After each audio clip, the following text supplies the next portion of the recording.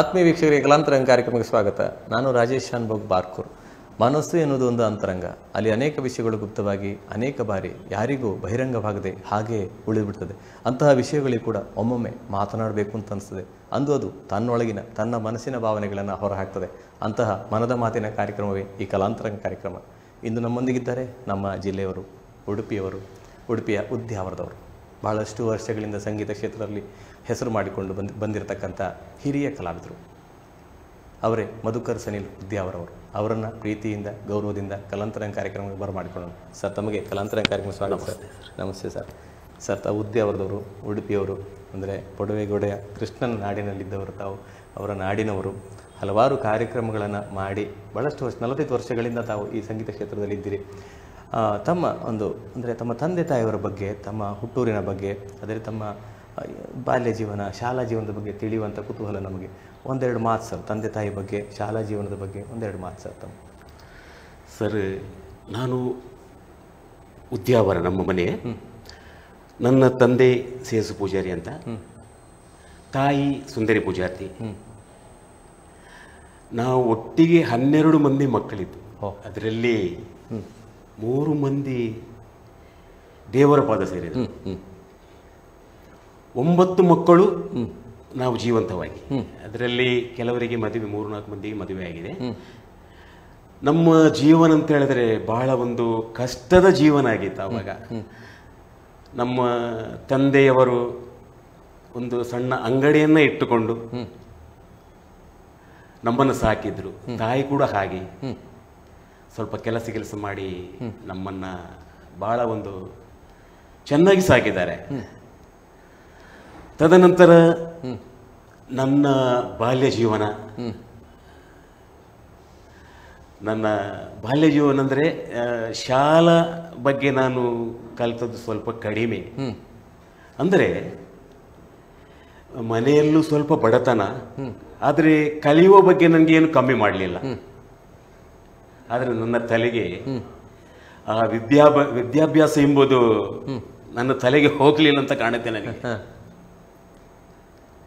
ತದನಂತರ ನಾನು ವಿದ್ಯಾಭ್ಯಾಸವನ್ನ ನಿಲ್ಲಿಸಿದೆ. ಕಲಿತ ಶಾಲೆ ಯಾವುದು ಸರ್? ನಾನು ಕಲಿತ ಶಾಲೆ BM ಸ್ಕೂಲ್ ಉದ್ಯಾವರ ಶಾಲೆ. ಹೌದು ಸರ್, ಉದ್ಯಾವರ ಶಾಲೆ ಕಲಿತು. ಯಾವ್ದಾದ್ರು ಅಧ್ಯಾಪಕರು, ನಿಮ್ಮ ನೆಚ್ಚಿನ ಅಧ್ಯಾಪಕರು ನೆನಪು ಮಾಡ್ಲಿಕ್ಕೆ ಆಗ್ತಾ ಒಂದೆರಡು? ಅದು ತುಂಬಾ ಇದೆ ಸರ್. ಯಾಕಂತ ಹೇಳಿದ್ರೆ ನಾನು 3ನೇ ತರಗತಿಯಲ್ಲಿ ಇರುವಾಗ ಆ ಶಾಲೆಯಲ್ಲಿ 3ನೇ ಪೀರಿಯಡ್ಗೆ ಸಾಯಂಕಾಲ ಇದು ಡಿಬೇಟ್ ಅಂತ ಆಗ್ತಾ ಇತ್ತು. ಆವಾಗ ಸೊಲೊಮನ್ ಕರ್ಕಡ ಎಂಬವರು ನಮ್ಮ ಮಾಸ್ಟ್ರು.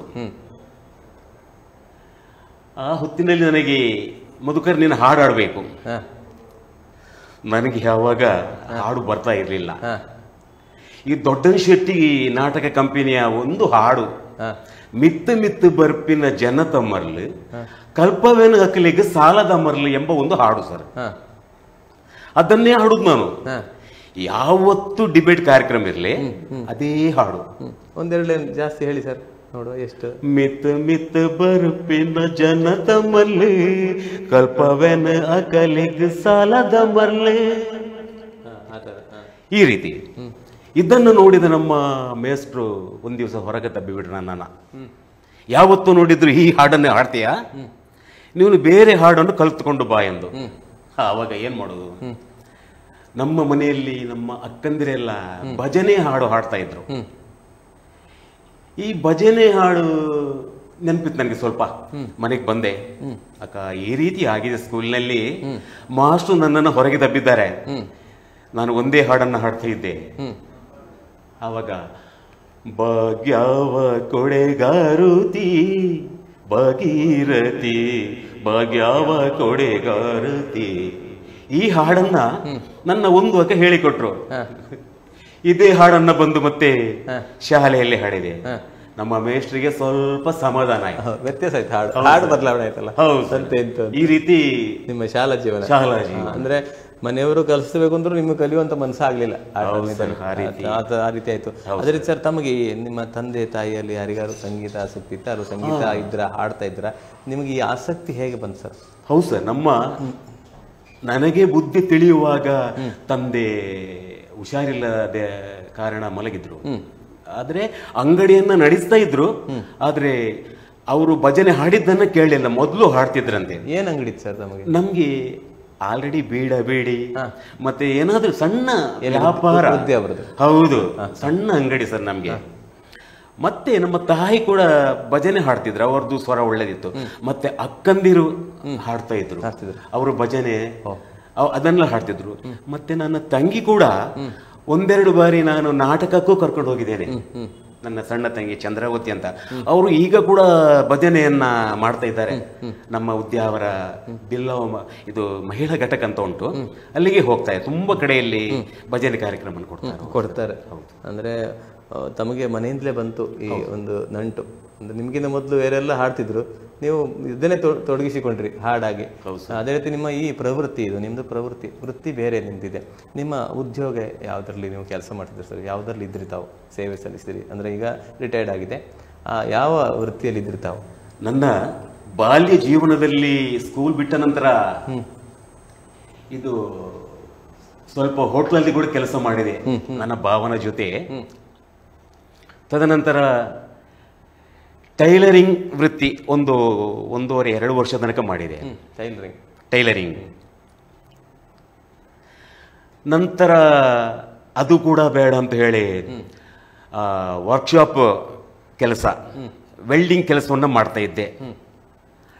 ಅದರ ಜೊತೆ ಈ ಫರ್ನಿಚರ್ ವಯರ್ ಇದ್ದ ಚೇರ್ ಎಲ್ಲ ಬಹಳ ಅವಾಗ, ಗಾರ್ಡನ್ ಚೇರ್. ಹೌದು ಸರ್, ಹೌದು, ಅದು ಕೂಡ ಮಾಡ್ತಾ ಇದ್ದೆ.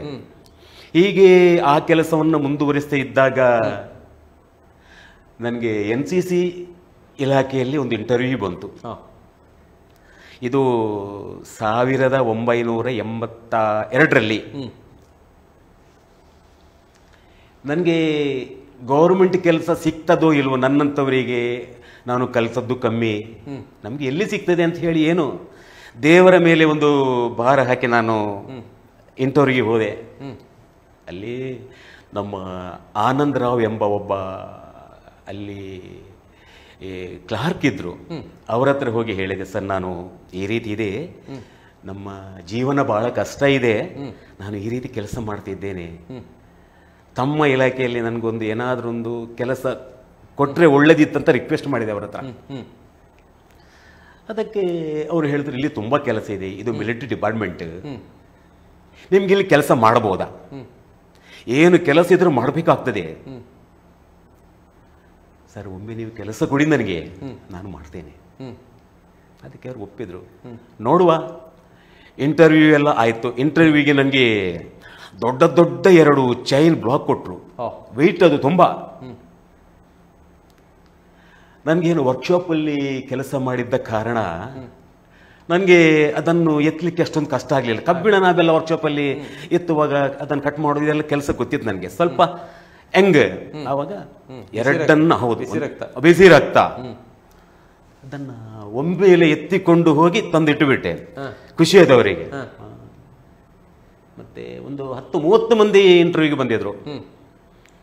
ನಾನು ಸೈಡ್ನಲ್ಲಿ ಕೂತಿದ್ದೆ. ನಾನು ಕಡೆ ಕೇಳಿದ್ರು, ನಿನಗೆ ನೋಡುವ, ನಿನಗೆ ಆಗುವುದು ಇದ್ರೆ ದೇವರ ಇಚ್ಛೆ ಆಗ್ಬೋದು, ನಿಮಗೆ ಲೆಟ್ರ್ ಬರ್ತದೆ ಅಂತ ಹೇಳಿದ್ರು.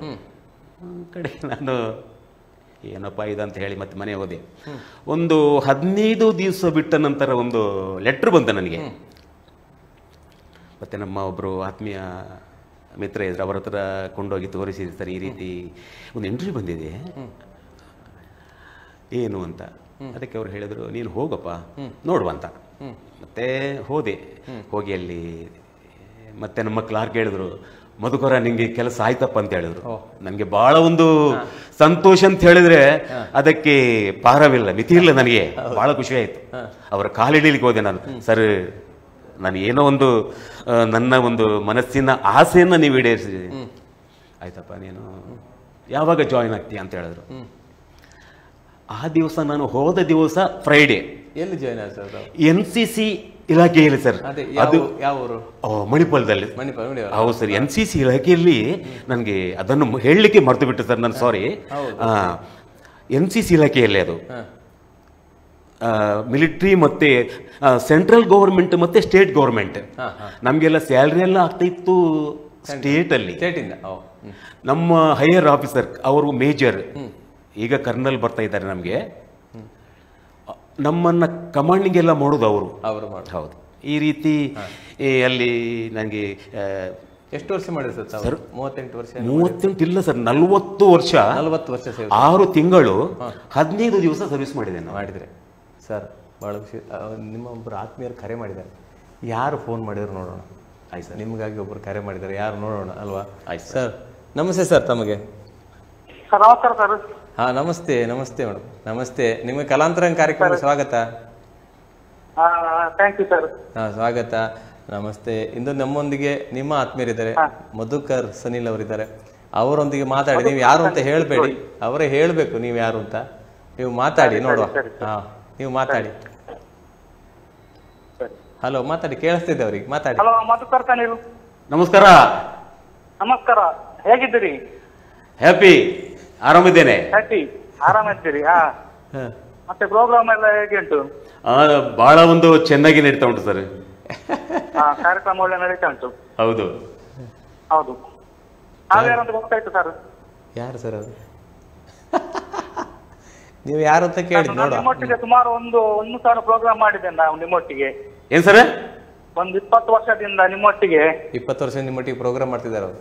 ನಿಮ್ಮೊಟ್ಟಿಗೆ 1,000ಕ್ಕಿಂತ ಅಧಿಕ ಪ್ರೋಗ್ರಾಮ್ ಮಾಡಿದ್ದೇವೆ ನಾವು ನೀವು ಸೇರಿ. ಎಲ್ಲಾ ಸಕ್ಸಸ್ ಪ್ರೋಗ್ರಾಮ್, ಎಲ್ಲ ಪ್ರೋಗ್ರಾಮ್ ಕೂಡ ಸಕ್ಸಸ್ ಪ್ರೋಗ್ರಾಮ್ಗಳು, ಎಲ್ಲ ಡ್ರಾಮಾ, ಹೆಚ್ಚಿನದು ಡ್ರಾಮಾ. ಡ್ರಾಮಾ ಯಾರು? ನೀವೆಲ್ಲಾ ಟೈಪ್ ಇದೆ ಡ್ರಾಮಾಕ್ಕೆ. ಯಾವುದು ಸಾಂಸಾರಿಕ ಇರ್ಲಿ, ಹಾಸ್ಯಮಯ ಇರ್ಲಿ, ಪೌರಾಣಿಕ ಇರ್ಲಿ, ಯಾವ ನಾಟಕಕ್ಕೂ ನೀವು ಸೈ ಅಂತದೊಂದು ಆರ್ಟಿಸ್ಟ್. ನೀವು ಆರ್ಟಿಸ್ಟ್. ಯಾರು ಸರ್ ಅವರು? ಮಹೇಶ್ ಅವರ? ಮಹೇಶ್ ಅಂತ ಕಾಣುತ್ತೆ. ಮಹೇಶ್ ಅಂತ ಕಾಣತ್ತೆ ಅಂತ ಹೇಳ್ತಾರೆ ಸರ್ ಅವರು. ಸರ್ ಮಹೇಶ್ ಪಾಂಗಾಳ ಅಂತ. ಹೌದು, ಮತ್ತೆ ಮಹೇಶ್. ಹಲೋ, ಈಗ ಖುಷಿ ಆಯ್ತು ಅವರಿಗೆ. ಅಲ್ಲವರಿಗೆ ಎಕ್ಸಾಮ್ ಬರೆಯೋರು ಅವ್ರು ಟೆನ್ಷನ್ ಇದ್ರು. ಯಾರಪ್ಪ ಯಾರು? ಈಗ ಮಾತಾಡಿ ಸರ್, ಆರಾಮ್ ಮಾತಾಡಿ ಸರ್. ಮಹೇಶ್ರೇ, ನಾವು ನಿಮ್ಮೊಟ್ಟಿಗೆ ಕೆಲಸ ಮಾಡಿದ್ದು ನಮ್ಗೆ ಭಾರಿ ಒಂದು ಲೈಫ್ ಅಲ್ಲಿ ಒಂದು ಖುಷಿ ತಂದಿದೆ. ಹೌದು, ನಿಮ್ದು ಡೆಡಿಕೇಶನ್. ಬೇಕಾದಲ್ಲಿ ಡ್ರಾಮಾ 9 ಗಂಟೆಗೆ ಹೇಳಿ 3 ಗಂಟೆಗೆ ಸ್ಟಾರ್ಟ್ ಆಗ್ಲಿ, ನಿಮ್ದು ಎನರ್ಜಿ ಸ್ವಲ್ಪ ಕೂಡ ಕಡಿಮೆ ಆಗುದಿಲ್ಲ. ನಮ್ದಾದ್ರೂ ಕಡಿಮೆ ಆಗ್ತಾ ಇರ್ತದೆ, ನಿಮ್ದು ಕಡಿಮೆ ಆಗುದಿಲ್ಲ. ನಮ್ಮನ್ನು ಕಡಿಮೆ ಮಾಡ್ಲಿಕ್ಕೆ ಬಿಡುದಿಲ್ಲ ನೀವು. ಹಾಗೆ ವರ್ಕ್ ತಗೊಂಡಿದ್ದು. ಮತ್ತೆ ಎಲ್ಲಾ ಕಡೆ ಎಲ್ಲಿ ಕೂಡ ಒಂದು ಫಾಲ್ಟ್ ಇಲ್ಲ. ಹೋದಲ್ಲೆಲ್ಲ ಎಲ್ಲ ಕಡೆ ಕೂಡ ಅವರೇ ಬಂದು ಹೇಳ್ಬೇಕು ಒಳ್ಳೇದಾಗಿದೆ ಅಂತ. ಅಷ್ಟು ಒಂದು ತಗೊಳ್ತಾರೆ ಮುತುವರ್ಜಿ ಪ್ರೋಗ್ರಾಮ್ ಮೇಲೆ. ಹೌದು ಸರ್, ಅದೊಂದು ಭಯಂಕರ. ಹೌದು. ಅವ್ರ ಬಗ್ಗೆ ಹೇಳಿದ್ರೆ ಏನ್ ಹೇಳ್ತೀರಿ ಸರ್? ಅವರು ಮಹೇಶ್ ಅಂತ ಹೇಳಿದ್ರೆ, ನಾವೊಂದು ನಾಟಕಕ್ಕೆ ಹೋದದ್ದು ಲೆಕ್ಕ ಇಲ್ಲ. ಅವರು ಕೂಡ ಹಾಗೆ ಭಯಂಕರ ರೆಸ್ಪಾನ್ಸಿ. ಏನಿದು ನನ್ನ ಕೀಬೋರ್ಡಿಸ್ಟ್ ಅವರು. ಇಂಥ ಒಂದು ಹಾಡುಂಟು ಮಹೇಶ್ರೆ, ಫೋನ್ ಮುಖಾಂತರ ನಮ್ಗೆ ಹೋಗ್ತದೆ ಈ ರೀತಿ. ಅವರು ಅದಕ್ಕೆ ಪ್ರಿಪೇರ್ ಆಗಿ ಈ ರೀತಿ ಮತ್ತೆ ನಾವು ಅಲ್ಲಿ ಮಧ್ಯದಲ್ಲಿ ಜಗಳ ಮಾಡೋದು ಕೂಡ ಉಂಟು. ಯಾಕಂದ್ರೆ ಮಹೇಶ್ರೆ ಎಂತದ್ದು ಮಹೇಶ್ರೆ, ಮಧುಕರ ಈ ರೇಂಜಿನ ಅಂತ ಈ ರೀತಿ ಎಲ್ಲ ನಮ್ದೊಂದು ಬಹಳ ಒಂದು ಅಂಡರ್ಸ್ಟ್ಯಾಂಡಿಂಗ್ ಇತ್ತು. ಎಲ್ಲಿ ಹೋಗ್ಲಿ ಅಷ್ಟು ಒಂದು ನಮ್ಮ ಆತ್ಮೀಯತೆ 20 ವರ್ಷಗಳಿಂದ ಟೈಮಿಂಗ್ಸ್ ಅಷ್ಟು. ಎಲ್ಲೂ ನಮ್ಮಲ್ಲಿ ಒಂದೇ ಒಂದು ದಿವಸ ಲೇಟ್ ಆದದ್ದಾಗ್ಲಿ ನಮ್ಮಲ್ಲಿ ಅಲ್ಲ, ಕೆಲವೆಲ್ಲ ಒಂದು ತಪ್ಪಿರ್ಬಹುದು, ನಾವಿಲ್ಲ ಅಂತ ಹೇಳೋದಿಲ್ಲ. ಅದು ನಾವು ಹೇಳಲಿಕ್ಕೆ ಸಾಧ್ಯತೆ ಇಲ್ಲ. ಆದ್ರೆ ಅವರ ಪ್ರಾಮಾಣಿಕತೆ ಕೆಲಸ ಅವ್ರದ್ದು. ಮಹೇಶ್ ಅವರು ಕೂಡ ಇದು ಇನ್ಕಮ್ ಟ್ಯಾಕ್ಸ್, ಕಮರ್ಷಿಯಲ್ ಟ್ಯಾಕ್ಸ್ ಅಲ್ಲಿ ಕೆಲಸ ಮಾಡ್ತಿದ್ದಾರೆ ಅವರು. ನಮ್ಮ ಒಳ್ಳೆ ಆತ್ಮೀಯ ಈಗಲೂ ಕೂಡ. ಆಗ್ಲಿ ಸರ್, ಬಹಳ ಖುಷಿ ಆಯ್ತು ಸರ್ ತಮ್ಮೊಂದಿಗೆ ಮಾತನಾಡಿ. ಅಲ್ಲ ಸರ್, ಇಲ್ಲಿಗ ಉಡುಪಿಯಲ್ಲಿ ಡ್ರಾಮಾ ಎಲ್ಲ ಆಗುದಾದ್ರೆ ಸಾಧಾರಣ ಮಧುಕರ್ ಇಲ್ಲದೆ ಡ್ರಾಮಾ ಮಾಡ್ತಿರ್ಲಿಲ್ಲ. ಅಂತದೊಂದು ಪರಿಸ್ಥಿತಿ ಒಂದ್ ಟೈಮ್ ಅಲ್ಲಿ ಉಂಟಾಯ್ತು. ಆ ತರ ಅವರು ಇದ್ರೆ ಮಾತ್ರ ಡೇಟ್ ಫಿಕ್ಸ್ ಮಾಡ್ತಾರೆ. ಅವರು ಅನಿವಾರ್ಯ ಆಗಿಬಿಟ್ಟಿತ್ತು. ಹೌದು, ಅವ್ರು ಬೇಕು. ಈಗೆಲ್ಲ ಕಂಪ್ಯೂಟರ್ ಅದು ಇದೆಲ್ಲ ಬಂದಿದೆ, ರೆಕಾರ್ಡಿಂಗ್ ಎಲ್ಲ ಸ್ಟುಡಿಯೋದಲ್ಲಿ ಮಾಡ್ತಾರೆ. ಹೌದೌದು. ಮೊದ್ಲು ಆಗಲ್ಲ, ಮ್ಯಾನುವಲ್ ಎಲ್ಲ. ಹೌದು, ಎಲ್ಲ ಮ್ಯಾನುವಲ್. ಮಧುಕರ್ ಇದ್ರೆ ಮಾತ್ರ ನಾಟಕ ಆ ದಿವಸ. ಅವ್ರು ಬಂದ್ರೆ ಮಾತ್ರ ನಾಟಕ ಸಕ್ಸಸ್. ಅಷ್ಟು ಒಂದು ಇತ್ತು.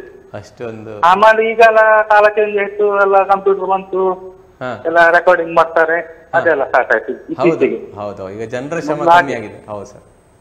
ಹೌದು, ಯಾವುದೇ ಪ್ರೋಗ್ರಾಮ್ ಆದ್ರೂ ಮಧುಕರನ್ನು ಕೇಳಿ ಅಲ್ಲಿ ಡೇಟ್ ಫಿಕ್ಸ್ ಮಾಡುದು. ಮತ್ತೆ ನಾಟಕಕ್ಕೆ ಅವರು ಬೇಕೇ ಬೇಕು, ಯಾವುದೇ ನಾಟಕ ಆಗಲಿ ಬೇಕು, ಅವ್ರು ಬಂದ್ರೆ ಮಾತ್ರ ಅದು ಸಕ್ಸಸ್ ಆಗುತ್ತೆ ಅಂತ ಲೆಕ್ಕ. ಹೌದೌದು, ಖಂಡಿತ. ಮತ್ತೆ ನಮ್ಮ ಉಡುಪಿಯಲ್ಲಿ ಡ್ರಾಮಾ ಸಿಂಗರ್ ಇಲ್ಲ, ಅವರಂತ ಡ್ರಾಮಾ ಸಿಂಗರ್ ಯಾರಿಲ್ಲ.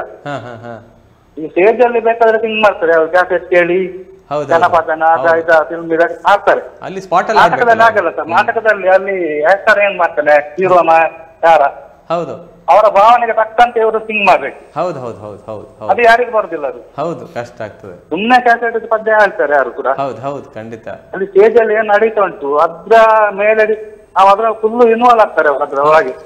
ಹೌದು, ಖಂಡಿತ. ನಾಟಕ ಸ್ಟಾರ್ಟ್ ಆದ್ರೆ ಕೈಯಲ್ಲಿ ಮೈಕ್ ಇಟ್ಕೊಂಡ್ರೆ, ಹೌದು, ನಾಟಕ ಎಂಡ್ ಆದ ನಂತರನೇ ಮೈಕಿ ಕೆಳಗಿರುವುದು ಅವರು. ಆಗ್ಲಿ. ಮತ್ತೆ ಹೋಗುವಾಗ ಪ್ರಿಪರೇಷನ್ ಅಷ್ಟೇ. ಹೌದು ಹೌದು, ಯಾವ್ಯಾವ ನಾಟಕಕ್ಕೆ ಏನೇನ್ ಬೇಕು ಅದೆಲ್ಲ ರೆಡಿ ಮಾಡ್ಕೊಂಡೇ ಹೋಗುದು. ಹೌದು, ಅಲ್ಲಿ ಹೋಗಿ ಹುಡುಕುದು, ಅದು ಮಾಡುದು, ಇದು ಮಾಡುದು ಏನಿಲ್ಲ. ಹೌದು, ಖಂಡಿತ. ಹಾಗೆ ಅಷ್ಟೊಂದು ಡೆಡಿಕೇಶನ್ ತರ್ತ ನಾವು. ಹೌದು ಸರ್, ಆಗ್ಲಿ ಸರ್. ಬಹಳ ಖುಷಿ ಆಯ್ತು ಸರ್, ತಮ್ಮೊಂದಿಗೆ ಮಾತಾಡಿ ಬಹಳ ಖುಷಿ ಆಯ್ತು. ನಿಮಗೆ ನಮ್ಮ ಚಾನೆಲ್ ಪರವಾಗಿ ಪ್ರೀತಿಯ ಧನ್ಯವಾದಗಳು ಸರ್. ಆಯ್ತು sir, thank you sir. Thank you sir, thank you sir. Sir, ತಮ್ಮ ಆತ್ಮೀಯರು ಫೋನ್ ಮಾಡಿದ್ರು, ಮಹೇಶ್ ಅವರು, ಕೀಬೋರ್ಡ್ನವರು. ಅದೇ ರೀತಿ ಸರ್, ತಮ್ಮ ಹೇಳಿದ್ರೆ ತಾವು ವೃತ್ತಿಯಲ್ಲಿ NCC ಇದರಲ್ಲಿ ಕೆಲಸ ಮಾಡಿದ್ರಿ, ರಾಜ್ಯ ಸರ್ಕಾರದ ಇದರಲ್ಲಿ ವೇತನದಲ್ಲಿ ಸಹ ಕೆಲಸ ಮಾಡಿದ್ರಿ. ಆನಂತರ ನಾನು ಕೇಳಬೇಕಂದ್ರೆ ಈ ಕಾರ್ಯಕ್ರಮಗಳು, ಸಂಗೀತ ಕಾರ್ಯಕ್ರಮಗಳು, ಇದಕ್ಕೆ ಹೋಗುವ ಮೊದಲು ತಾವು ಗುರುಗಳು ತಮಗೆ ಒಂದು ಸಂಗೀತ ಪ್ರಾಕ್ಟೀಸಿಗಾಗಿ ಯಾವುದೇ ಒಂದು ರೀತಿ ಹಾಡು ಹಾಡಲಿಕ್ಕೂ ಎಂತಕ್ಕೊಂದು ಗುರುಗಳು ಬೇಕಾಗ್ತದೆ. ಗುರುಗಳಿಲ್ಲದೆ ಹೋದರೆ ಕಷ್ಟ ಆಗ್ತದೆ. ನಿಮ್ಮ ಗುರುಗಳು ಯಾರು ಸರ್? ನಿಮಗೆ ಈ ಕಲಿಸಿಕೊಟ್ಟವ್ರು ಯಾರು, ಹಾಡಲಿಕ್ಕೆ ಕಲಿಸಿಕೊಟ್ಟವ್ರು? ನನ್ನ 14-15 ವರ್ಷ ಪ್ರಾಯದಲ್ಲಿ ನನಗೆ ನಮ್ಮ ಅದೇ ಹೇಳಿದಲ್ಲ ಉದ್ಯಾವರ ಬೆಲ್ಲೋ ಭೋಜನ ಸಂಘ, ಅದರಲ್ಲಿ ನಮ್ಮ SNG ಕಲಾ ಆರ್ಕೆಸ್ಟ್ರಾ ಅಂತ ಇತ್ತು, ಸಣ್ಣ ಸ್ಥಾಪನೆ. ಆವಾಗ ಅದರಲ್ಲಿ ಹಾರ್ಮೋನಿಯನ್ನ ನುಡಿಸ್ಲಿಕ್ಕೆ ಗುರುದತ್ತ ಮೀನ, ಮತ್ತೆ ಗಿಟಾರ್ ಪ್ಲೇ ಮಾಡ್ಲಿಕ್ಕೆ UK ಭಾಸ್ಕರ್ ಅಂತ, ಮತ್ತಿಬ್ರು ಸಿಂಗರ್ ಭಾಸ್ಕರ್ ಕುಂದರ್ ಮತ್ತೆ ಸುಂದರ್ ಸಿ ಅಮೀನ್ ಅಂತ. ಅವರೀಗ ಸುಂದರ್ ಸಿ ಅಮೀನ್ ಡೆತ್ ಆಗಿದ್ದಾರೆ. ಅವರ ಜೊತೆಯಲ್ಲಿ ನಾನು ನಾಟಕದ ಒಂದು ಹಾಡಲಿಕ್ಕೆ ಶುರು ಮಾಡಲಿಕ್ಕೆ ಸೂತ್ರಧಾರಿ ನನ್ನ ಗುರುಗಳು ಅವರಂತ ಹೇಳ್ಬೋದು ನಾನು. ತದನಂತರ ಹೀಗೆ ನಾನು ಅವ್ರ ಜೊತೆ ಹಾಡ್ತಾ ಇದ್ದೆ, ನಾಟಕಕ್ಕೆ ಹೋಗ್ತಾ ಇದ್ದೆ. ನನಗೆ ಗಣೇಶ್ ಕಲಾ ಆರ್ಕೆಸ್ಟ್ರಾ ಉದ್ಯಾವರ, ಇಲ್ಲಿ ನಾರಾಯಣ್ ಗಾಣಿಗೆ ಅಂತ ಇದ್ರು, ಮತ್ತೆ ರಾಮಮೂರ್ತಿ ಭಟ್, ಒಳ್ಳೆ ಕಲಾವಿದವರು, ಆರ್ಟಿಸ್ಟ್. ಈ ಮೂರ್ತಿ ಬೇನಸ್ತೆಲ್ಲ ಬಹಳ ಒಂದು ಉದ್ಯಾವರದಲ್ಲಿ. ನಾರಾಯಣ್ ಗಾಣಿಗ ಅವರು ಒಂದ್ ದಿವಸ ಕರೆದ್ರು, ಮಧುಕರ ಏನಪ್ಪಾ ನೀನು ಬರ್ತೀಯ, ಹಾಡ್ಲಿಕ್ಕೆ ಬರ್ತೀಯ ಅಂತ.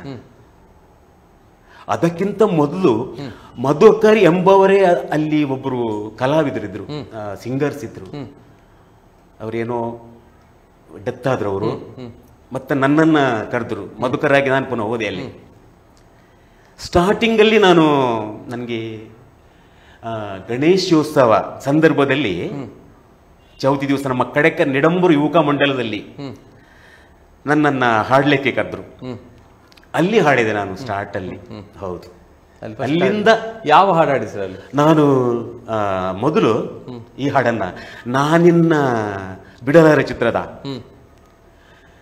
ನಾನು ನೀನು ಒಂದಾದ ಮೇಲೆ ಹೀಗೇಕೆ ನೀ ದೂರ ಹೋಗುವೆ, ನಾನು ನೀನು ಒಂದಾದ ಮೇಲೆ ಹೀಗೇಕೆ ನೀ ದೂರ ಹೋಗುವೆ, ಮುತ್ತಲ್ಲೇ ನಿನ್ನ ಶೃಂಗಾರ ಮಾಡಿ ಕಣ್ತುಂಬ ನಾ ನೋಡುವೆ, ನಾನು ನೀನು ಒಂದಾದ ಮೇಲೆ ಹೀಗೇಕೆ ನೀ ದೂರ ಹೋಗುವೆ.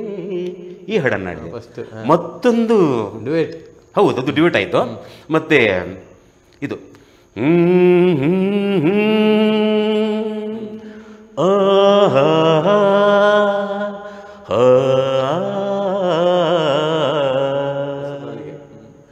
ಹೊಸ ಬಾಳಿಗೆ ನೀ ಜೊತೆಯಾದೆ, ಹೊಸ ಆನಂದ ನೀ ನಿಂದು ತಂದೆ. ಈ ಹಾಡು ಹಾಡಿದೆ, ಹೊಸ ಬಾಳಿಗೆ ನೀ ಜೊತೆಯಾದೆ. ನನಗೆ ಹೊಸ ಜರ್ನಿ ಫಸ್ಟ್ ಕಲಾವಿದರ ಇದೇ. ಮತ್ತೆ ಇದು ರಾಜ್ಕುಮಾರ್ ಅವರು ತೈ ತೈ ತೈ ತೈ ಬಂಗಾರಿ ಇದೆಲ್ಲ ಹಾಡಿದ್ರಿ. ತೈ ತೈ ತೈ ತೈ ಸಿಂಗಾರಿ ಈ ಹಾಡನ್ನ ಕೂಡ ಹಾಡಿದ್ರಿ. ಅಂದ್ರೆ ನೀವು ಮೊದಲಿಗೆ ಶುರು ಮಾಡಿ ಚಿತ್ರಗೀತೆಗಳು. ಹೌದು ಸರ್, ಹೌದು. ಆ ನಂತರ ಅಂದ್ರೆ ಹಲವಾರು ಕಾರ್ಯಕ್ರಮ ಮಾಡಿ ಚಿತ್ರಗೀತೆಗಳು, ತುಂಬಾ ಕಾರ್ಯಕ್ರಮ ಅಂದ್ರೆ ಚಿತ್ರಗೀತೆಗಳು, ಆರ್ಕೆಸ್ಟ್ರಾಗಳಿಗೆ ಹೋಗಿ ಹೋಗಿ ಸರ್. ಈ ಭಕ್ತಿ ಗೀತೆ, ಭಾವಗೀತೆಗಳು ಎಲ್ಲ ಹಾಡ್ತೀರಿ. ಅದರಿಂದ ನೀವೊಂದು ಈ ಭಕ್ತಿಗೀತೆ ಭಾವಗೀತೆಗಳನ್ನು ಹಾಡ್ತಾ ಅಥವಾ ಆರ್ಕೆಸ್ಟ್ರಲ್ಲಿ ಹಾಡ್ತಿರುವವರು ತಮಗೆ ಈ ನಾಟಕ ರಂಗದಲ್ಲಿ ಹಾಡಬೇಕು ಅಂದರೆ ಅದು ವಿಭಿನ್ನ ರೀತಿ. ಅಂದರೆ ಹಾಡು ಅದೇ ಇರ್ಬೋದು, ಆದರೆ ಅಲ್ಲಿ ಸನ್ನಿವೇಶಕ್ಕೆ ತಕ್ಕಾಗಿ ಹಾಡಬೇಕಾಗ್ತದೆ, ಭಾವ ತುಂಬಿ ಹಾಡಬೇಕಾಗ್ತದೆ. ಆಗ ನಿಮ್ಮ ಹಾಡು ಕೂಡ ನಾಟಕದ ಯಶಸ್ಸಿಗೆ ಮುಖ್ಯ ಕಾರಣವಾಗಿರ್ತದೆ. ಯಾಕಂದರೆ ಎಷ್ಟು ವಿಡಿಯೋ ಅಂದರೆ ನಮ್ಮ ಕಣ್ಣಿಗೆ ಏನು ಎಷ್ಟು ಕಾಣ್ತದೆ ಎಷ್ಟು ಸುಂದರವಾಗಿ, ಅಷ್ಟೇ ಕಿವಿಗೂ ಕೂಡ ಮಧುರವಾಗಿ ತಲುಪಿದಾಗ ಒಂದು ಕಾರ್ಯಕ್ರಮ ಯಶಸ್ಸಾಗಲಿಕ್ಕೆ ಸಾಧ್ಯ ಇದೆ. ನಾಟಕದಲ್ಲಿ ಮುಖ್ಯವಾಗಿ ಅದರಲ್ಲಿ ಇರ್ಬೋದು ಹಿನ್ನೆಲೆ ಸಂಗೀತ ಇರ್ಬೋದು ಅಥವಾ ಹಾಡು ಗಾಯನ ಇರ್ಬೋದು, ಅದೆಲ್ಲವೂ ಸಮ್ಮಿಳನಗೊಂಡಾಗ ಅದು ಉತ್ತಮ ರೀತಿಯಲ್ಲಿ ಬಂದಾಗ ಮಾತ್ರ ನಾಟಕ ಯಶಸ್ಸುಗೊಳ್ತದೆ. ಅದು ತಾವು ಬಹಳಷ್ಟು ಅಂದರೆ ಈಗ ಮಹೇಶ್ ಅವರು ಹೇಳಿದರು, ಬಹಳಷ್ಟು ಅದಕ್ಕೆ ನೀವು ಬಹಳಷ್ಟು ಅಂದರೆ ತಯಾರಿ ಮಾಡಿಕೊಂಡು ಮಾಡ್ತೀರಿ, ಹಾಡ್ತೀರಿ. ನಾನು ಕೇಳ್ಪಟ್ಟಾಗೆ ತಾವು ಬಹಳಷ್ಟು ಅಂದರೆ ಕನ್ನಡ ಚಿತ್ರಗೀತೆಗಳ ಹಾಡುಗಳು ಮತ್ತು ಧಾರಾವಾಹಿ ಹಾಡುಗಳನ್ನೆಲ್ಲ ನೀವು ತುಳುವಿಗೆ ಮಾಡಿ ಟೈಟಲ್ ಸಾಂಗ್ ಎಲ್ಲ ಮಾಡ್ತೀರಿ ನೀವು ಅದೊಂದು ಬಹಳ ನಿಮಗೆ ಇದೆ. ಅದು ನಿಮಗೆ ಹೇಗೆ ಬಂತು ಸರ್? ಅಂದರೆ ಯಾವ ರೀತಿಯ ಆ ಐಡಿಯಾ ನಿಮಗೆ ಬಂದ ಬಗ್ಗೆ ಹೇಗೆ ಸರ್? ಅಂದರೆ ಮತ್ತು ನಿಮಗೆ ನಾಟಕದಲ್ಲಿ ಆಸಕ್ತಿ ಬರಲಿಕ್ಕೆ ಕಾರಣ ಯಾರು? ಆರ್ಕೆಸ್ಟ್ರಲ್ಲಿ ಇದ್ದವರು ತಾವು ನಾಟಕ ರಂಗಕ್ಕೆ ಬರಲಿಕ್ಕೆ ಕಾರಣ ಏನು ಸರ್? ನನಗೆ ನಾಟಕದ ಒಂದು ಜರ್ನಿಗೆ ಬರಲಿಕ್ಕೆ ಕಾರಣ, ನಾನು ಉದ್ಯಾವರ ನಾರಾಯಣ್ ಗಾಡಿಗೆ ಅಂತ ನನ್ನ ಗುರುಗಳು ಮತ್ತೆ ರಾಮಮೂರ್ತಿ ಭಟ್ ನನ್ನ ಗುರುಗಳು, ಅವರ ಜೊತೆ ನಾನು ಹೋಗ್ತಾ ಇದ್ದೆ, ಕೆಲಸ ಮಾಡ್ತಾ ಇದ್ದೆ. ಮತ್ತೆ ತುಂಬಾ ವರ್ಷದಿಂದ ಒಂದು 25-30 ವರ್ಷ ತನಕ ಅವರ ಜೊತೆನೆ ನಾನು ಕೆಲಸ ಮಾಡ್ತಿದ್ದೆ. ಕಾರಣಾಂತರದಿಂದ ಅದು ಸ್ವಲ್ಪ ಅವರ ಅನಾರೋಗ್ಯ ನಾರಾಯಣ್ ಗಾಣಿಗ ಸ್ಥಗಿತ ಆಗ್ತಾ ಬಂತು. ಅವರು ಪ್ರಾಯ ಕೂಡ ಆಯಿತು, ಮತ್ತು ಸ್ವಲ್ಪ ಏನೋ ಸಮಸ್ಯೆಗಳು.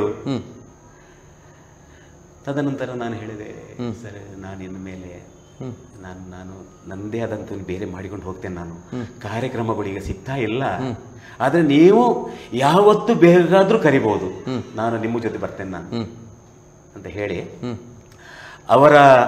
ಅವರ ಇಬ್ಬರಲ್ಲೂ ಆಶೀರ್ವಾದ ಪಡ್ಕೊಂಡು ನಾನು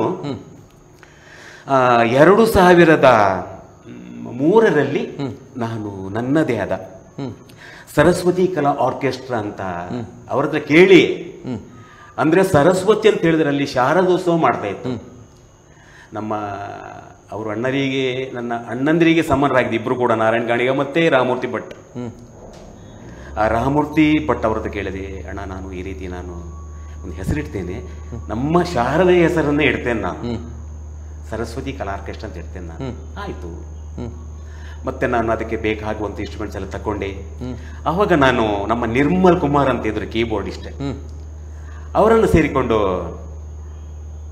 ನಾನು ಶುರು ಮಾಡಿದೆ. ಹೌದು, ತುಂಬಾ ಕಾರ್ಯಕ್ರಮಗಳೆಲ್ಲ ಸಿಕ್ಕಿತ್ತು.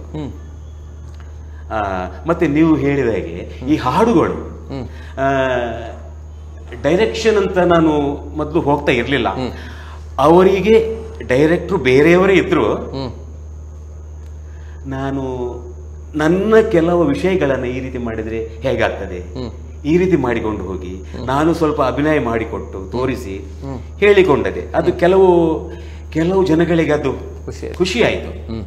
ಮತ್ತೆ ಹಾಡುಗಳು ಟೈಟಲ್ ಸಾಂಗ್ಸ್ ಆಗಲಿ ಮತ್ತೆ ಹಿನ್ನೆಲೆ ಸಾಂಗ್ಸ್ ಆಗಲಿ, ಈ ಟೈಟಲ್ ಹಾಡು ನಾನು ಏನು ಮಾಡ್ತಿದ್ದೇಳೆ ಎಲ್ಲ ಅಲ್ಲಿ ಪ್ರಾಕ್ಟೀಸ್ಗೆಲ್ಲ ಹೋಗಿ ರಾತ್ರಿ 12 ಗಂಟೆ 1 ಗಂಟೆ 11 ಗಂಟೆ 2 ಗಂಟೆ ಕೂಡ ಹಾಕಿತ್ತುಂಟು. ಒಬ್ಬನೇ ಬರ್ತಿದ್ದೆ. ಆ ರಾತ್ರಿ ಸನ್ನಿವೇಶ, ಪ್ರಶಾಂತವಾದ ವಾತಾವರಣದು, ಈ ರಾಗಗಳು ಕೆಲವು ಏನೋ ಒಂದು ಹಾಡ್ತಾ ಹಾಡ್ತಾ ಹಾಡ್ತಾ ಬರ್ತಾ ಇರ್ತೇನೆ ನಾನು ಒಬ್ಬನೇ. ಒಮ್ಮೊಮ್ಮೆ ಅನಿಸ್ತದೆ ನನಗೆ, ನಾನೊಬ್ಬ ಹುಚ್ಚನ, ನನ್ನಷ್ಟೇಗೆ ನಾನು ಹಾಡಿಕೊಂಡು ಬರ್ತೇನೆ ನಾನು.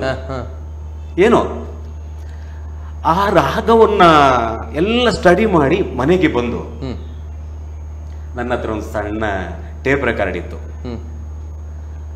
ಅದರಲ್ಲಿ ರೆಕಾರ್ಡ್ ಮಾಡಿ ಇಡ್ತೇನೆ ನಾನು. ಇಟ್ಟು ಮಾರನೇ ದಿವಸ ನಾನು ಕೆಲಸಕ್ಕೆ ಹೋಗುವಾಗ ಆ ಟೇಪ್ ರೆಕಾರ್ಡ್ ಅನ್ನು ಕೊಂಡೋಗ್ತೇನೆ. ಕೊಂಡೋಗಿ ಅಲ್ಲಿ ಫ್ರೀ ಇದ್ದಾಗ ಆ ರಾಗಕ್ಕೆ ಆ ನಾಟಕಕ್ಕೆ ಯಾವ ರಿಲೀಕ್ಸ್ ಬೇಕೋ ಅದನ್ನ ತುಂಬಿಸಿ ಸೆಟ್ ಮಾಡಿ ಬಿಡ್ತೀರಿ ಹಾಗೆ. ಹಿನ್ನೆಲೆ ಅದು ಟೈಟಲ್ ಸಾಂಗ್ಸ್, ಅದೇ ಅದೇ ಅದೇ ಹಾಗೆ. ಮತ್ತೆ ಹಿನ್ನೆಲೆ ಹಾಡು ಕೂಡ ಹಾಗೆ. ಹೌದು, ಹಿನ್ನೆಲೆ ಹಾಡು ಅಂತ ಹೇಳಿದ್ರೆ ಕೆಲವು ಫಿಲ್ಮಿದ್ದು ಕೂಡ ನಾನು ಅದಕ್ಕೆ ಹಾಕಿ ಒಂದು ಸನ್ನಿವೇಶ ನಡೀತದೆ.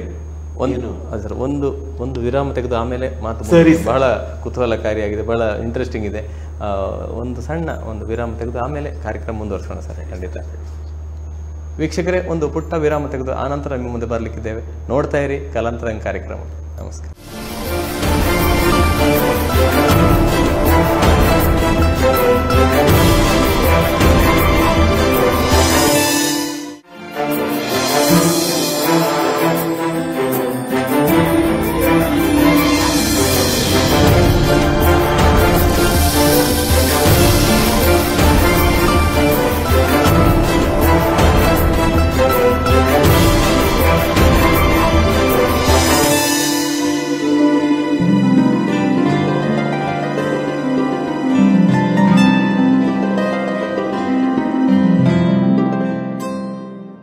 ಆತ್ಮೀಯ ವೀಕ್ಷಕರಿಗೆ ಮತ್ತೊಮ್ಮೆ ಕಲಾಂತರಂಗ ಕಾರ್ಯಕ್ರಮಕ್ಕೆ ಸ್ವಾಗತ. ಇಂದು ನಮ್ಮೊಂದಿಗಿದ್ದಾರೆ ನಮ್ಮ ಊರಿನವರು, ನಮ್ಮ ಉಡುಪಿ ಜಿಲ್ಲೆಯ ಕಲಾವಿದರು, ಖ್ಯಾತ ಹಿರಿಯ ಗಾಯಕರು ಮಧುಕರ್ ಸನಿಲ್ ಉದ್ದೆ ಅವರೊಂದಿಗೆ ಮಾತಾಡ್ತಿದ್ವಿ. ಅವರಿಗೆ ಮತ್ತೊಮ್ಮೆ ನಮ್ಮ ಕಲಾಂತರಂಗ ಕಾರ್ಯಕ್ರಮಕ್ಕೆ ಸ್ವಾಗತವನ್ನು ಕೊಡೋಣ. ಸರ್, ತಮಗೆ ಮತ್ತೊಮ್ಮೆ ಸ್ವಾಗತ ಸರ್. ಸರ್, ತಾವು ನಾನು ಆಗಲೇ ಹೇಳಿದಾಗ ನೀವು ರಾತ್ರಿ ಬರುವಾಗ, ರಾತ್ರಿ ಹೊತ್ತಲ್ಲಿ ಭೂತ ಪ್ರೇತ ಎಲ್ಲ ತಿರುಗುವ ಸಮಯ, ಆ ಸಮಯದಲ್ಲಿ ನೀವು ರಾಗದ ಜೊತೆ ಹಾಡು ಹಿಡ್ಕೊಂಡು ರಾಗ ಹಾಡ್ಕೊಂಡು ಬರ್ತೀರಿ. ನೀವೇ ಹೇಳ್ತೀರಿ ನಾನು ಹುಚ್ಚನೋ ಅಂತ. ಅಲ್ಲ ಸರ್, ಸಂಗೀತಗಾರರೆಲ್ಲರೂ ಒಂಥರ ಹುಚ್ಚರೇ. ಯಾಕಂದರೆ ಸಂಗೀತದ ಹುಚ್ಚು ಅವರಿಗೆ, ಹಾಡಿನ ಹುಚ್ಚು, ಅದೊಂದು ಕಲೆಯ ಹುಚ್ಚು. ಈ ಕಲಾವಿದರು ಹುಚ್ಚರ ನಿಜವಾಗಿ, ಕಲೆಯ ಹುಚ್ಚು ಅವರಿಗೆ ಇದೆ. ಅಂದರೆ ಹುಚ್ಚಂದ್ರೆ ಆ ರೀತಿ ವಿಪರೀತವಾದಂಥ ಪ್ರೀತಿ ಉಳ್ಳವರು ಮಾತ್ರ ಹಾಗೆ ರಾತ್ರಿ ಬರುವಾಗ ಹಾಡ್ಕೊಂಡು ಬರ್ತಾರೆ. ಬರೀ ದುಡ್ಡಿಗಾಗಿ ಹಾಡುವವರು ಅದನ್ನೆಲ್ಲ ಮಾಡ್ಕೊಳ್ಳೋದಿಲ್ಲ. ದುಡ್ಡು ಕಿಸೆಗೆ ಹಾಕಿ ಬಂದ ಮೇಲೆ ಮುಗೀತು, ಮತ್ತೆ ನೆಕ್ಸ್ಟ್ ಕಾರ್ಯಕ್ರಮ ಶುರುವಾಗುವ ಮಾತ್ರ ಅವರಿಗೆ ಬೇಕಾಗಿದ್ದು. ಇದು ಕಲೆಯನ್ನು ಪ್ರೀತಿಸೋರು ಮಾತ್ರ ಈ ರೀತಿ ರಾತ್ರಿ ಹಗಲು ಎನ್ನದೇ ಅದರಲ್ಲೇ ನಿರಂತರವಾಗಿ ತೊಡಗಿಕೊಂಡಿರ್ತಾರೆ. ಮತ್ತು ಯಾವುದೇ ಪ್ರತಿಫಲ ಅಪೇಕ್ಷೆ ನಿರೀಕ್ಷಿಸುವುದಿಲ್ಲ. ಅಂಥವರಿಗೆ ಮುಂದೆ ಮುಂದೆ ಹೋಗ್ತಾ ಇರುವಾಗ ಬೇಕಾದಷ್ಟು ಬರ್ತದೆ. ಲಕ್ಷ್ಮೀ ದೇವಿ ಒಲಿತಾರೆ, ಸರಸ್ವತಿ ದೇವಿ ಒಲಿತಾರೆ. ಸರಸ್ವತಿ ದೇವಿ ಒಲಿದ ನಂತರ ಅದರಲ್ಲಿ ಪರಿಣತಿ ಹೊಂದಿದ ನಂತರ ತಾಳ್ಮೆಯಿಂದ ಇದ್ದರೆ ಮಾತ್ರ ಸರಸ್ವತಿ ದೇವಿ ಲಕ್ಷ್ಮೀ ದೇವಿ ಒಟ್ಟಿಗೆ ಬರ್ತಾರಂತ. ನಿಜವಾಗಿ ಫಸ್ಟಿಗೆ ನಾವು ಲಕ್ಷ್ಮೀ ದೇವಿಗೆ ಹೋದಾಗ ಸರಸ್ವತಿ ದೇವಿ ಹಿಂದೆ ಹೋಗ್ತಾರೆ ಅಲ್ಲ ಸರ್. ಯಾವುದನ್ನಾದರೂ ನಾವು ಹಿಡ್ಕೊಂಡಾಗ ಮಾತ್ರ ಅದು ಗಟ್ಟಿಯಾಗಿ ನಮ್ಮ ಕೈಗೆ ಸಿಗಲಿಕ್ಕೆ ಸಾಧ್ಯ. ನಾವು ಅರೆಬರೆ ಹಿಡ್ಕೊಂಡಿದ್ರೆ ಆಗೋದಿಲ್ಲ. ಅದರಿಂದ ನೀವು ಆ ರೀತಿ ಬಂದ್ರಿ. ಅದೇ ರೀತಿ ನೀವು ನನಗೆ ಭಾಳ ಇಂಟ್ರೆಸ್ಟಿಂಗ್ ಆಗಿದೆ. ಯಾಕಂದರೆ ಒಂದು ಧಾರಾವಾಹಿ ಹಾಡನ್ನು ನೀವು ಬಹಳ ಸುಂದರವಾಗಿ ಒಂದು ಟೈಟಲ್ ಸಾಂಗ್ ಮಾಡಿದ್ರಿ ಸರ್. ಪೀರಾ ಬನ್ನಗ ಅಲ್ಲ ಸರ್, ಯಾವುದೋ ಒಂದು ನಾಟಕಕ್ಕೆ ಆ ಧಾರಾವಾಹಿ ಹಾಡು. ನಿಜವಾಗಿ ನೀವು ಆ ಹಾಡು ಹಾಡಿದ್ರೆ ಧಾರಾವಾಹಿ ಹಾಡು ಅಂತ ಯಾರಿಗೂ ಗೊತ್ತಾಗಲಿಕ್ಕಿಲ್ಲ, ಆ ಥರ ಆಗಿದೆ. ಅದೊಂದು 2 ಲೈನ್ ಹೇಳಿ ಸರ್. ಮತ್ತು ನೀವು ಫಿಲ್ಮ್ ಚಿತ್ರಗೀತದ ಒಂದು ಮಾಡಿದಿರಿ, 2-3 ಯಾವುದಾದ್ರು 1-2 ಹೇಳಿ ಸರ್. ಧಾರಾವಾಹಿದು ಮತ್ತೆ ಖಂಡಿತ ಹೇಳಲೇಬೇಕು, ನೀವು ಹೇಳಿ ಸರ್ ಖಂಡಿತ. ಇದು ಮೊಟ್ಟ ಮೊದಲು ಪೀರಾ ಬನ್ನಗ ದಿನಕರ ಭಂಡಾರಿ ಅವರ ಒಂದು ನಾಟಕ. ಹೌದು. ಅವಾಗ ಸಂಗೀತವನ್ನ ಮೊದಲಾಗಿ ನಾವು ಕೊಟ್ಟಿದ್ದದಕ್ಕೆ, ಅದಕ್ಕೆ ಒಂದು ಟೈಟಲ್ ಸಾಂಗ್ಸ್. ಕಾದಂಬರಿ ಧಾರಾವಾಹಿದಂತ ಕಾಣುತ್ತೆ ನನಗೆ. ಹೌದು, ಜನಪ್ರಿಯ ಧಾರಾವಾಹಿ. ಅದರದ್ದೊಂದು ಟೈಟಲ್ ಮಾಡಿದೆ ನಾನು. ಉಡಲು ದಿಂಜಾ ಮೋಕೆ ಮನಸ್ಸು ದಿಂಜಾ ಪ್ರೀತಿ तेरे पावेरेगे पंडदे ಪೀರಬನ್ನಗ ಪೀರಬನ್ನಗ ಪೀರಬನ್ನಗ. ಈ ಹಾಡು ತುಂಬಾ ನೆನಪಿಲ್ಲ, ತುಂಬಾ ಸಮಯಗಳಾಯ್ತು. ಆದ್ರೆ ಗೊತ್ತಿದ್ದ 2 ಲೈನ್ ಅನ್ನ ನಾನು ಹಾಡಿದ್ದೇನೆ. ಫಿಲ್ಮ್ ಸಾಂಗ್ ಹೌದು ಸರ್. ಅಂದ್ರೆ ಅದೊಂದು ನಮ್ಮ ಇವರು ಶಿವರಾಜ್ಕುಮಾರ್ ರಾಜ್ಕುಮಾರ್ ಅವರ ಒಂದು ಚಿತ್ರ. ಇದು ಗಗ್ಗರ ನಾಟಕದ ಒಂದು ಸನ್ನಿವೇಶದಲ್ಲಿ ಅಲ್ಲಿ ಒಂದು ಮಗನನ್ನೆಲ್ಲ ಹೊಡೆದು ಅವ ಹೊರಗಾಗ್ತಾನೆ. Sentiment scene. ಹೌದು ಸರ್. ಆವಾಗ ಅಲ್ಲಿ ಅಂದ್ರೆ ಆ ಸೀನನ್ನ ನೋಡಿ, ಆ ಕತೆ ಯಾವ ರೀತಿ ಹೋಗ್ತದೆ ನೋಡಿ, ಸಡನ್ಲಿ ಏನೋ ಗೀಚಿ ಜಟ್ರಕ ಗೀಚಿ, ಇವರಿಗೆ ಈ ಕಡೆ ಈ ರೀತಿ ಉಂಟು, ಈ ರೀತಿ. ಆದ್ರೆ ಫಿಲ್ಮು ಟ್ಯೂನ್ ಅದು ಗೊತ್ತಿರ್ತದೆ. ಆ ಸಂದರ್ಭದಲ್ಲಿ ಈ ಹಾಡನ್ನ ನಾನು ಹಾಡಿದ್ದೆ. ನಾನು ತೆಲಿ ಪೂಂಡೆ ದೈವ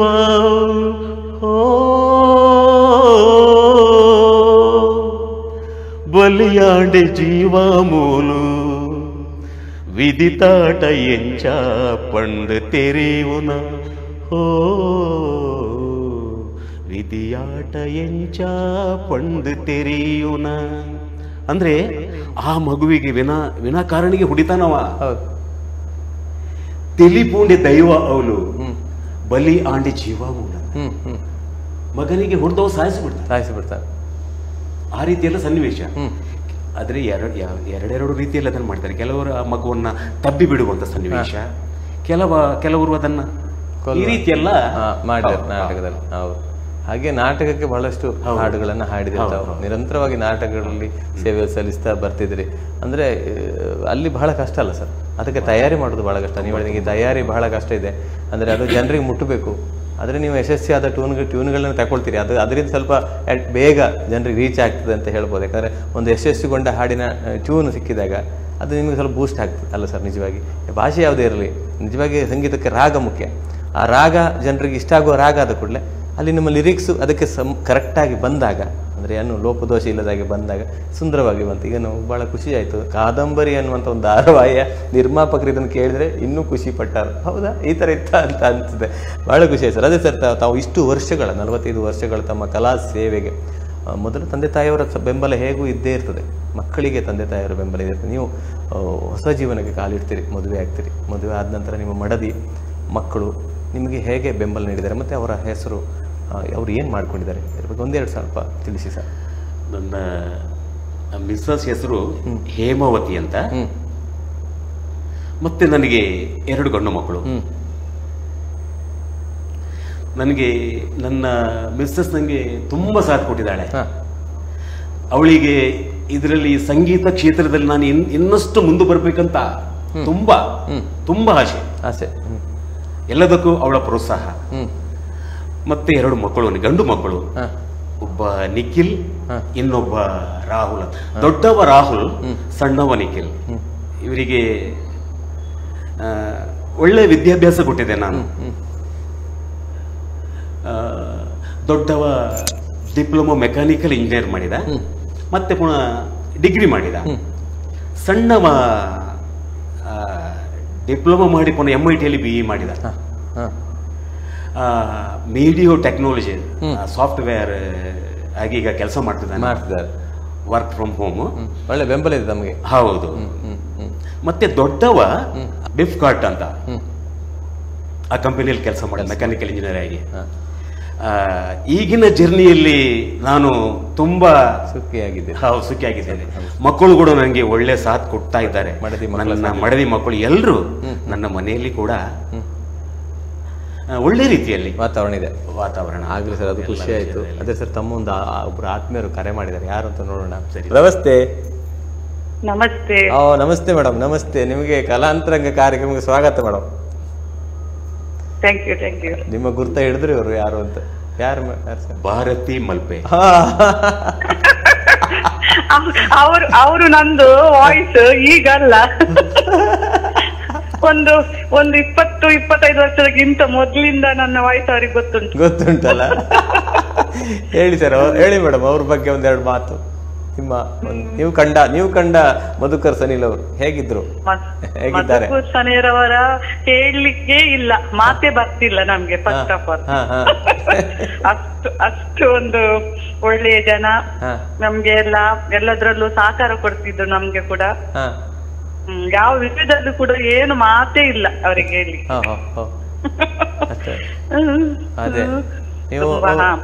ನಾವು ನಮ್ಗೆ ಅವರು ಡೈರೆಕ್ಷನ್ ಆಗಿ ಬರ್ತಿದ್ರು ನಾಟಕದಲ್ಲಿ. ನಮ್ದೊಂದು ಮಲ್ಪೆಯಲ್ಲಿ ಉಂಟು ಸರ್ವೇಶ್ವರ ದೇವಸ್ಥಾನದ ಇದು ಶಿವರಾತ್ರಿ ಟೈಮ್ ಅಲ್ಲಿ ಎಲ್ಲ ನಾವೊಂದು ಪ್ರೋಗ್ರಾಮ್ ಎಲ್ಲ ಕೊಡ್ತೇವೆ. ಅವರೇ ಬಂದು ನಮ್ಗೆ ಪಾಪ ಅವರೇ ಎಷ್ಟು ದೂರದಿಂದ್ರು ಕೂಡ ಬಂದ್ರು ನಮ್ಗೆ ಅದು ಅವರು ಬರುವ ಚಾರ್ಜಸ್ ಎಲ್ಲ ತಗೊಳುದಿಲ್ಲ ನಮ್ಮ ಹತ್ರ. ಮತ್ತೆ ನಮ್ಗೆ ಇಷ್ಟೇ ಕೊಡ್ಬೇಕಂತ ಹೇಳ್ತಾ ಇಲ್ಲ. ಹಾಗೆಲ್ಲ ಎಲ್ಲ ಮ್ಯೂಸಿಕ್ ಅವರದೇ, ಡೈರೆಕ್ಷನ್ ಕೂಡ ನಮ್ಗೆ ಅವರದೇ ಎಲ್ಲ ಅವರೇ. ತುಂಬಾ ತುಂಬಾ ತೊಂದ್ರೆ, ತುಂಬಾ ತುಂಬಾ. ಯಾವ್ದೆಲ್ಲ ನಾಟಕ ಮಾಡಿದ್ರಿ ಮೇಡಮ್ ಅವರು ನಿಮ್ಮ? ನಾವು ತುಂಬಾ ಮಾಡಿದ್ದೇವೆ. ಸಾಮಾಜಿಕ ಸತ್ಯ ಹರಿಶ್ಚಂದ್ರ, ಪೌರಾಣಿಕ ಕೂಡ ಮಾಡಿದ್ದೇವೆ. ಕರಿಯ ಕಟಿನ ಕರಿಯಮಣಿ ಹಾಗೆ, ಮತ್ತೆ ಭೂ ಕೈಲಾಸ, ಸತ್ಯವಾನ್ ಸಾವಿತ್ರಿ. ಪೌರಾಣಿಕ ಜಾಸ್ತಿ ಅಲ್ಲ, ಈ ಸಾಮಾಜಿಕ ಕೂಡ ಮಾಡಿದ್ದೇವೆ. ಮಾಡಿದ್ದಾರೆ ಹಾಗೆ. ಅಂದ್ರೆ ಒಬ್ರು ಅವರು ಗಾಯನ ಮತ್ತೆ ನಿರ್ದೇಶನ ಅಲ್ಲ, ನಾಟಕ ನಿರ್ದೇಶನ ಕೂಡ ಅವರು ನಿರ್ದೇಶನ. ಮತ್ತೆ ನಂಗೆ ಡ್ಯಾನ್ಸ್ ಕೂಡ ಕಲಿಸ್ಕೊಡ್ತಾ ಇದ್ರು. ಡ್ಯಾನ್ಸ್ ಬರ್ತದೆ ಸರ್ ನಿಮ್ಗೆ? ಓ, ಸಕಲ ಕಲ ವಲ್ಲಭರವರು. ಅವರೇ ಮ್ಯೂಸಿಕ್, ಅವರೇ ಡಾನ್ಸರ್. ನಂಗೆ ಅವರೇ ಹೇಳಿಕೊಡುದೆಲ್ಲ. ಆ ವಿಷಯ ನನಗೆ ಗೊತ್ತೇ ಇಲ್ಲ ಸರ್ ಮೇಡಮ್, ಅದು ವಿಷಯ ಗೊತ್ತಿಲ್ಲ. ಮತ್ತೆ ನಮ್ಗೆ ಬೇರೆಯವ್ರ ಮಾಡ್ಲಿಕ್ಕೆ ಕೂಡ ನಾಚಿಕೆ ಆಗ್ತದೆ. ಅವರ ತೊಂದ್ರೆ ಇಲ್ಲ, ನಮ್ಗೆ ಪರಿಚಯ ಇರೋದು ಗೊತ್ತಿಲ್ಲ. ನಾವು ವರ್ಷಕ್ಕೊಮ್ಮೆ ಮನೆಯಿಂದ ಎದ್ದೇಳುದು. ಹೌದು, ಆಗ್ಲಿ. ತುಂಬಾ ಈಗ ಕೂಡ ಎಂತಾದ್ರೂ ಇದ್ರು ನಾವು ಒಂದು ಪ್ರೇಯರ್ ಬೇಕಾದ್ರೂ ಕೂಡ ಮಧುವಣ್ಣನ ಹೆಂಗ್ ಬೋರ್ಡು, ಪ್ರೇಯರ್ ಬೋರ್ಡು ಒಂಜಿ ಕಲ್ಪದ ಕೊರ್ಲಿ ಅಂತ ನಾವು ಹೇಳುದು ಅವರಿಗೆ. ಕಲಿಸಿ ಕೊಡ್ತಾರೆ ಪಾಪ. ಎಲ್ಲಿ ಇದ್ರು 5 minutes ಅಲ್ಲಿ ಬರ್ತಾರೆ. ನಾವು ಕಾಲ್ ಮಾಡಿದ ತಕ್ಷಣವೇ ಬರ್ತಾರೆ. ಅದೊಂದು ಆಗ್ಲಿ, ಅವರೊಂದು ಕಲಾ ಪ್ರೇಮ. ಅದೇ ರೀತಿ ಭಾರತಿ ಮೇಡಮ್ ಅವರ ಬಗ್ಗೆ ನೀವೇನ್ ಹೇಳ್ತೀರಿ ಸರ್? ಅಂದ್ರೆ ಅವರ ಬಗ್ಗೆ ತುಂಬಾ ಪ್ರೀತಿ ಅಂತ ಹೇಳಿದ್ರೆ, ಅವ್ರು ನನ್ನ ಒಂದು ಒಡ ಹುಟ್ಟಿದ ತಂಗಿ ಅಂತ ಹೇಳ್ಬೋದು ನಾನು. ಮೊದಲಿಂದ ಕೂಡ ಅವರು ಸರ್ವೇಶ್ವರ ಆ ಸನ್ನಿಧಿಗೆ ನಾನು ಹೋದದ್ರಿಂದ ಅದಕ್ಕಿಂತ ಮೊದಲೇ ಪರಿಚಯ ನಮ್ಮ ಅಮ್ಮನ ಮನೆ ಕೂಡ ಮಲ್ಪೆಯಲ್ಲಿ. ಹೌದು, ಆವಾಗದಿಂದ ಪರಿಚಯ ಉಂಟು. ಬಟ್ ಮಾತಾಡಿ ಇಲ್ಲ. ಈ ನಾಟಕದ ಜರ್ನಿಯಲ್ಲಿ ನಮ್ಗೆ ಒಳ್ಳೆ ಒಂದು ಆತ್ಮೀಯತೆ, ಅಂದ್ರೆ ಅಷ್ಟೊಂದು ಪ್ರೀತಿ. ಒಳ್ಳೆ ಕಲಾವಿದೆ ಅವರು. ಹೌದೌದು, ಏನಿದ್ರು ಕೇಳ್ತಾರೆ. ಮಧುಕರಣ್ಣ ಇಂಚ ಮಧುಕರಣ್ಣ ಬೈಯುದು ಕೂಡ ಉಂಟು ನಾವು. ಹೌದು, ಈಗ ಕೂಡ ಉಂಟು. ಆದ್ರೆ ಏನು ಬೇಸರ ಇಲ್ಲ. ಅವರಿಗೊಂದು ಆತ್ಮೀಯತೆ. ಅವರಿಗೆ ಒಂದು ಮಧುಕರಣ್ಣ ಈರೇ ಬರುಡು, ಈರೇ ಗೊತ್ತೆಂಗಲ್ಲಿ ಪಂಡು ಕೊರುಡು. ಆದ್ರೆ ಕೆಲವು ಸಂದರ್ಭದಲ್ಲಿ ನನಗೆ ಕಷ್ಟ ಆಗ್ತಾ ಇತ್ತು. ಆವಾಗ ಯಾರನ್ನಾದ್ರೂ ನೀವು ಆಯ್ಕೆ ಮಾಡಿ, ನಿಮಗೆ ಏನು ಸಹಕಾರ ಬೇಕು ನಾನು ಕೊಡ್ತೇನೆ ಅಂತ ಹೇಳ್ತೇನೆ. ಹಾಗೆ ಹಾಗೆ ಬಹಳ ಖುಷಿ. ಮತ್ತೆ ಎಲ್ಲರಿಗೂ ನಮ್ಮ ಮೆಂಬರ್ ಎಲ್ಲರಿಗೂ ಎಷ್ಟು ಜನ ಇದ್ದಾರ, ಒಂದು ನಾವು 10-15 ಜನ ಅಲ್ಲಿ ಮಾಡುವವರು, ಆಕ್ಟ್ ಮಾಡುವವರೆಲ್ಲ ಎಲ್ಲರಿಗೂ ಇವರಂದ್ರೆ ಪ್ರೀತಿ. ಹಾಗೇನು ಇದಿಲ್ಲ, ಅಂದ್ರೆ ಒಂದು ಕರೆಕ್ಟ್ ಆಗಿ ಹೇಳಿ ಕೊಡ್ತಾರಲ್ಲ. ಹಾಗೆ ಅಂತ ಜನ ಸಿಗುದು ಕೂಡ ಕಷ್ಟ ಅಲ್ವಾ. ಈಗ ಟೈಮಿಂಗ್ ಇದು ಯಾರು ಕೂಡ ಅದನ್ನು ಇದು ಮಾಡುವುದೇ ಇಲ್ಲ, ಬರುವುದಿಲ್ಲ, ಕಾಯ್ಬೇಕು. ಒಂದು ಟೈಮ್ ಹೇಳಿದ್ರೆ ಇನ್ನೊಂದು ಟೈಮಿಗೆ ಬರುವುದು ಅಂತದೆಲ್ಲ ಇರೋದು. ಮೊನ್ನೆ ಕೂಡ ಹಾಗೆ ಒಂದು ರೀಸೆಂಟ್ ಒಂದು 2 weeks ಬಿಫೋರ್ ಅವರನ್ನು ಕರೆದದ್ದು. ನಾನು ಕರೆದದ್ದು ಅವರಿಗೆ ನೆನ್ಪಿರ್ಲಿಲ್ಲ ಆ ದಿವಸ 5ವರೆಗೆ ಬರ್ಬೇಕಂತೇಳಿ. ನಾವೆಲ್ಲ ಅಲ್ಲಿ ಸಂಘದವರು ಒಟ್ಟಾಗಿ ಕೂತ್ಕೊಂಡಿದ್ದೇವೆ. ಅವಾಗ ನಾನು ಕಾಲ್ ಮಾಡುವವರಿಗೂ ಕೂಡ ಅವ್ರಿಗೆ ಗೊತ್ತಿಲ್ಲ. ಮಧುವಣ್ಣ ಇಷ್ಟೇನೆ ಬರೋಡೀರ ಅಂತ ಹೇಳಿದ. ಆಗಲೇ 15 ನಿಮಿಷದಲ್ಲಿ ಬಂದು ಮುಟ್ಟಿದ್ದಾರೆ. ಬಂದ್ರು ಬಂದು ಎಲ್ಲ ಯಾವ್ದು ಪ್ಲಾಟ್ ಅದು ಡಿಸ್ಕಸ್ ಮಾಡ್ಲಿಕ್ಕಿತ್ತಲ್ಲ ನಮ್ಗೆ, ಯಾವ್ದು ಬೇಕು ಹೇಳಿ. ಮತ್ತೆಲ್ಲ ಅದ್ರದ್ದು ಬಹಳ ಖುಷಿ ಆಯ್ತು ಮೇಡಮ್ ತಮ್ಮೊಂದಿಗೆ ಮಾತಾಡಿ. ನಿಮಗೆ ನಮ್ಮ ಚಾನೆಲ್ ಪರವಾಗಿ ಪ್ರೀತಿ ಧನ್ಯವಾದಗಳು ಮೇಡಮ್. ಧನ್ಯವಾದಗಳು. ಹಾಗೆ ಸರ್, ತಮ್ಮ ನೃತ್ಯದ ಬಗ್ಗೆ ನಮ್ಗೆ ಗೊತ್ತಿಲ್ಲ. ನೃತ್ಯ ಮಾಡ್ತಿರೋದು ಅಂದ್ರೆ ಅದು ಅವರಿಗೆ ನೋಡಿ ಸರ್, ನೀವು ಆಗ ಹೇಳಿದ್ದೀರಿ ನಾಟಕದಲ್ಲಿ ಏನು ಚಂದ ಬರಬೇಕು, ಅದಕ್ಕೆ ಕೆಲವು ನಾನು ಅಭಿನಯ ಕೂಡ ಹೇಳಿ ಕೊಡ್ತಿದ್ದೆ. ಈ ನೃತ್ಯ ಕೂಡ ಅಲ್ಲ, ಅದು ನಿಜವಾಗಿ ಬೇಕಾಗ್ತದೆ. ಈ ಹಾಡನ್ನ ನಾನು ಅವರಿಗೆ ಕೊಡ್ತೇನೆ. ನಾನು ಆವಾಗ ಮಧುಕರಣ್ಣ ಒಂದು ಎಂಚಲಿಕ್ಕೆ ಡ್ಯಾನ್ಸ್ ಮಾಡ್ಕೊಂಡು ಅಂದ್ರೆ ನಮ್ಗೆ ಒಂಥರ ಅಳುಕು. ಅವರು ಲೇಡೀಸ್, ಹೌದೌದು, ನನ್ಗೆ ಮೈ ಮುಟ್ಟುವಂಥದ್ದು ಇದೆಲ್ಲ ಬಹಳ. ನಾನು ಈ ಕ್ಷೇತ್ರದಲ್ಲಿ ಬಹಳ ಜಾಗರೂಕತೆ ಆಗಿರ್ಬೇಕು. ಹೌದೌದೌದು. ಆದ್ರೆ ಅವ್ರು ಹೇಳ್ತಾರೆ, ನೀವು ನಮ್ಗೆ ಅಣ್ಣನಿಗೆ ಸಮಾನ, ನೀವು ಹೇಳಿಕೊಡಿ. ಅಷ್ಟು ಹೇಳಿದ ನಂತರ ನಾನು ಹೋಗಿ ಸ್ವಲ್ಪ ಈ ರೀತಿ ಮಾಡಿ ಹೌದು ಹೇಳಿಕೊಡ್ತಾ ಇದ್ದೆ ನಾನು. ಅದೊಂದು ಅವರಿಗೆ ಬಹಳ ಒಂದು ಹೇಳಿಕೊಟ್ಟದ್ದು, ಬಹಳ ಒಂದು ಪ್ರೀತಿ ಅವರಿಗೆ. ಅಂದ್ರೆ ಎಲ್ಲರೂ ಹಾಗೆ ಹೇಳಿಕೊಡುವುದಿಲ್ಲ, ಹೇಳಿಕೊಡ್ತಾರೆ. ಮ್ಯೂಸಿಕ್ ಮಾತ್ರ ಹೇಳಿಕೊಡ್ತಾರೆ. ಹೌದು, ಇದು ಆಲ್ ಏನ್ ಬೇಕಿದ್ರು ಹೋಗಿ ನಾವು ಆ ರೀತಿ ಮಾಡ್ತೇವೆ. ಸರ್, ತಾವು ಹಿಂದಿನ ಕಾಲದ ನಾಟಕವನ್ನು ನೋಡಿದವರು, ಬಹಳಷ್ಟು ನೋಡಿದಿರಿ. ಈಗಿನ ಕಾಲದ ನಾಟಕ ಕೂಡ ನೋಡ್ಕೊಂಡು ಬರ್ತಾ ಇದ್ರಿ. ಅಂದರೆ ನೀವು ಹಿಂದೆ ಮಾಡಿದಂಥ ಸಾಹಸ, ಕಷ್ಟಗಳು, ಅಂದರೆ ಪ್ರತಿಯೊಂದು ಕೂಡ ಮನುಷ್ಯನೇ ಮಾಡಬೇಕಿತ್ತು. ಯಾವುದೇ ಯಂತ್ರ ತಂತ್ರಗಳಿಲ್ಲ ಹಿಂದಿನ ಕಾಲದಲ್ಲಿ. ಇದ್ರೆ ಒಂದು ಮೈಕ್ ಸೆಟ್ ಇರ್ತದೆ ಅಷ್ಟೇ, ಬಿಟ್ಟರೆ ಮತ್ತೆ ಎಲ್ಲವೂ ನೀವು ಹೇಳಿದಾಗ ಅಲ್ಲಿ ಕೀಬೋರ್ಡ್, ತಬಲಗೆ ಇಟ್ಕೊಂಡು ನೀವು ಕುತ್ಕೊಂಡು ಅಲ್ಲಿ ನುಡಿಸ್ಕೊಂಡು ಹಾಡಬೇಕಿತ್ತು. ಈಗಿನ ಪರಿಸ್ಥಿತಿ ಬದಲಾಗಿದೆ. ನಿಮಗೆ ಏನು ಅನಿಸ್ತದೆ ಸರ್? ಅಂದರೆ ಈಗ ನಿಮಗೆ ಅಂದರೆ ಆ ಪರಿಸ್ಥಿತಿ ಆಗಿನ ಕಾಲಕ್ಕೂ ಈಗಿನ ಕಾಲಕ್ಕೂ ಇರುವಂಥ ವ್ಯತ್ಯಾಸ, ಅಂದರೆ ಕಲಾವಿದರಿಗೆ ಬಹಳಷ್ಟು ಕಡಿಮೆ ಆಗ್ತದೆ ಅವಕಾಶಗಳು. ಇದರ ಬಗ್ಗೆ ಏನು ಹೇಳಲಿಕ್ಕೆ ಇಷ್ಟಪಡ್ತೀರಾ ಸರ್? ಸರ್, ನಮ್ಮ ಆ ಕಾಲದಲ್ಲಿ ನಾವು ಒಂದು ನಾಟಕಕ್ಕೆ ಸಂಗೀತ ಕೊಡುವುದು ಅಂತ ಹೇಳಿದ್ರೆ ಒಂದು 8 ಜನ, ಅಂದ್ರೆ ಒಬ್ಬ ಹಾರ್ಮೋನಿ ನುಡಿಸ್ಲಿಕ್ಕೆ, ಇನ್ನೊಬ್ಬ ಕಾಂಗೋ ಪ್ಲೇ ಮಾಡ್ಲಿಕ್ಕೆ, ಇನ್ನೊಬ್ಬ ಗಿಟಾರ್ ನುಡಿಸ್ಲಿಕ್ಕೆ, ಇನ್ನೊಬ್ಬ ಕ್ಲಾರ್ನೆಟ್ ನುಡಿಸ್ಲಿಕ್ಕೆ, ಇನ್ನೊಬ್ಬ ಕಂಜಿರ ಮತ್ತೆ ಜಿಂಗಲ್ಸ್ ಅಂತ ತಾಳ ಅದು ಬಡ್ಲಿಕ್ಕೆ, ಮತ್ತೆ 2 ಸಿಂಗಾರ್. 8 ಮಂದಿ ಹೋಗ್ತಾ ಇತ್ತು ನಾವು. ಆ ಕಾಲದಲ್ಲಿ ಮ್ಯೂಸಿಕ್ನವರು ಬಂದಂತ ಹೇಳಿದ್ರೆ ಒಂದು ಗೌರವ ಅದು ಹೇಳಿ ಪ್ರಯೋಜನ ಇಲ್ಲ. ನಮ್ಮನ್ನ ರಿಸೀವ್ ಮಾಡುವಂಥದ್ದು, ಆ ಇನ್ಸ್ಟ್ರೂಮೆಂಟ್ಸ್ ಅನ್ನೆಲ್ಲ ಕೊಂಡೋಗಿ ನಮಗೆ ಏನು ಬೇಕು ಏನು ಬೇಡ ಎಲ್ಲದನ್ನ ಕೇಳಿ ಎಲ್ಲ ವ್ಯವಸ್ಥೆನೂ ಮಾಡ್ತಿದ್ರು. ಅಂದ್ರೆ ಆವಾಗ ಎಲ್ಲ ಈಗಿನಾಗೆ ಒಂದೊಂದು ನಾಟಕ ಅಲ್ಲ ಸರ್, 3 ನಾಟಕ ಇತ್ತು. 3 ನಾಟಕ. ಒಂದು ಮೊದಲನೇದಾಗಿ ಒಂದು 7-8 ಮಕ್ಕಳ ನೃತ್ಯ ಇತ್ತು. ಹೌದೌದು, ಇತ್ತು ಎಲ್ಲ ಕಡೆ ಜನ ಸೇರ್ಲಿಕ್ಕೆ. ಹೌದು. ನಂತರ ಸಣ್ಣ ಮಕ್ಕಳ ನಾಟಕಗಳು, ಏನೋ ಒಂದು ಪೌರಾಣಿಕ ನಾಟಕ ಮಾಡ್ತಾರೆ. ಇದಾದ್ಮೇಲೆ ಕೆಲವು ಕಡೆಯಲ್ಲಿ ಲೇಡೀಸ್ ಡ್ರಾಮಾ, ಯುವತಿ ಮಂಡಲ ಅಂತ. ನಂತರ ದೊಡ್ಡವರ ನಾಟಕ, ದೊಡ್ಡವರು, ಈ ರೀತಿ 3 ನಾಟಕ.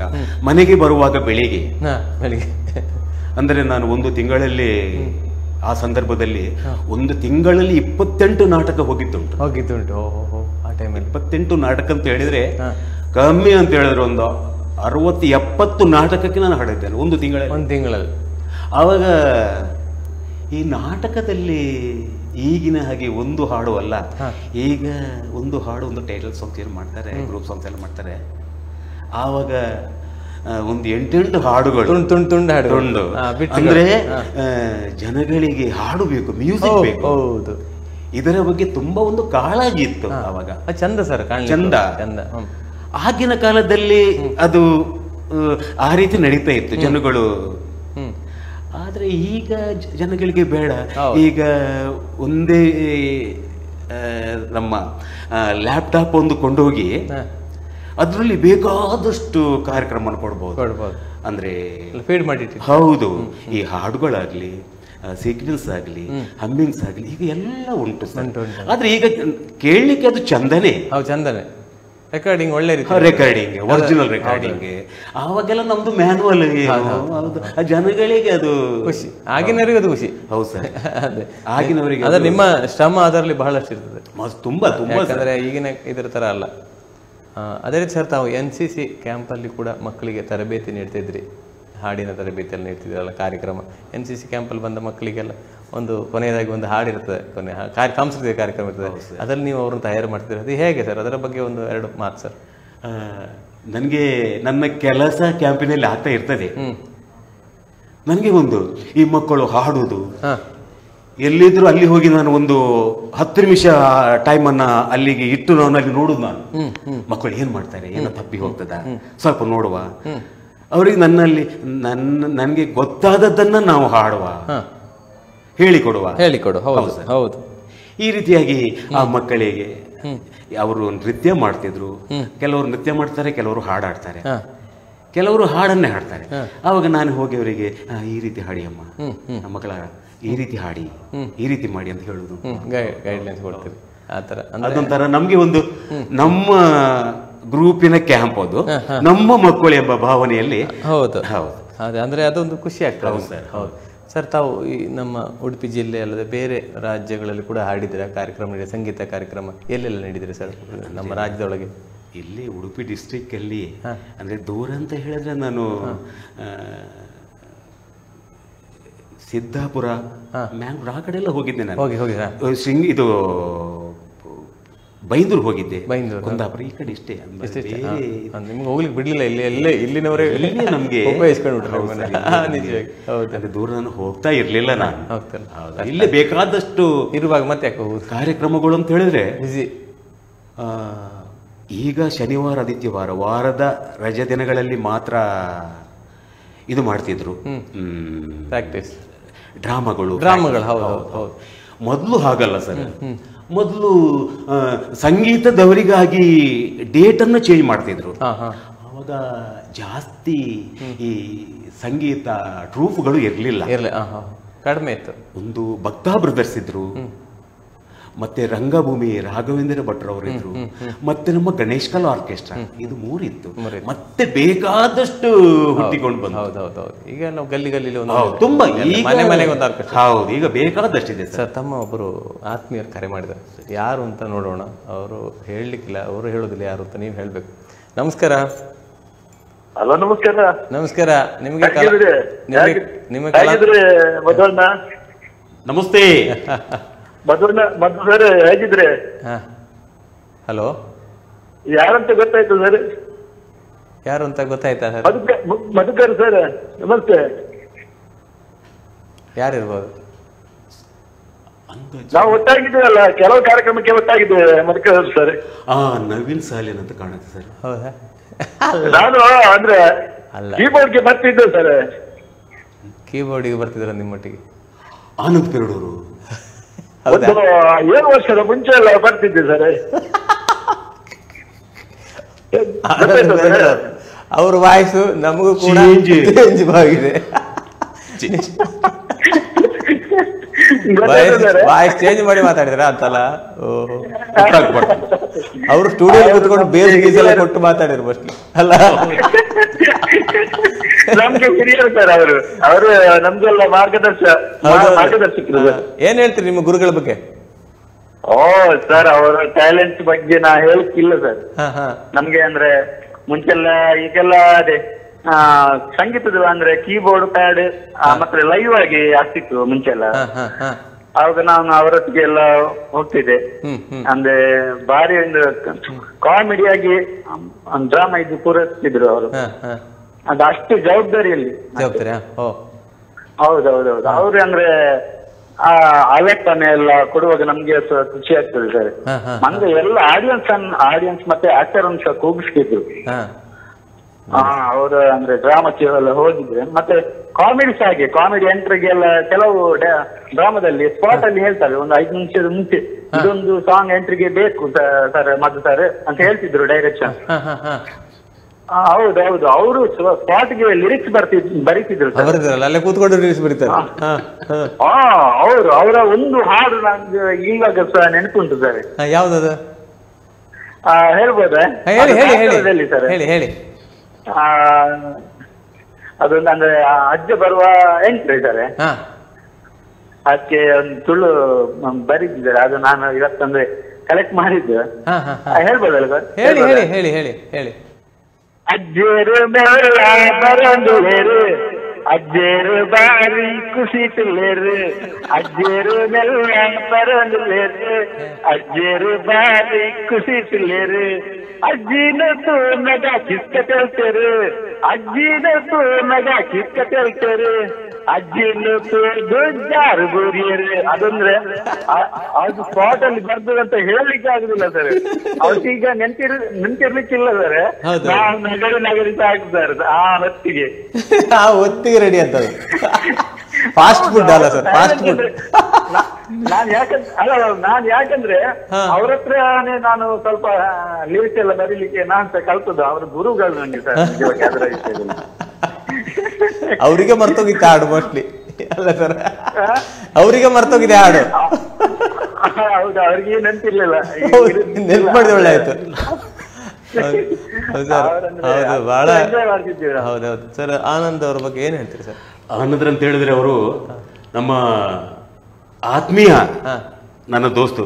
ಈಗ ನಾವು ತುಂಬಾ ನನ್ನ ನಾಟಕಕ್ಕೂ ಕೂಡ ಅವರನ್ನ ಕರೆದಿನಿ ಕೀಬೋರ್ಡ್ ನುಡಿಸ್ಲಿಕ್ಕೆ. ಮತ್ತೆ ಈಗಂತೂ ತುಂಬಾ ಹತ್ತಿರ ಆಗಿದ್ದೆ ನಾವು.